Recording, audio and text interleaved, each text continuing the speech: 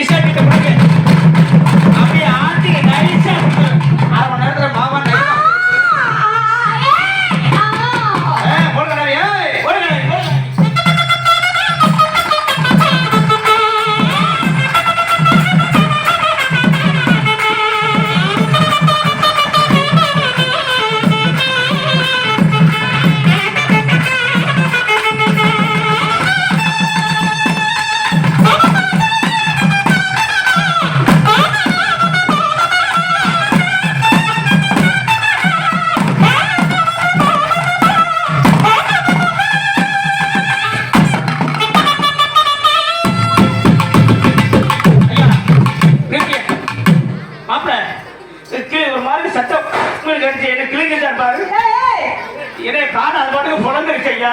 குசி விட்டுருச்சா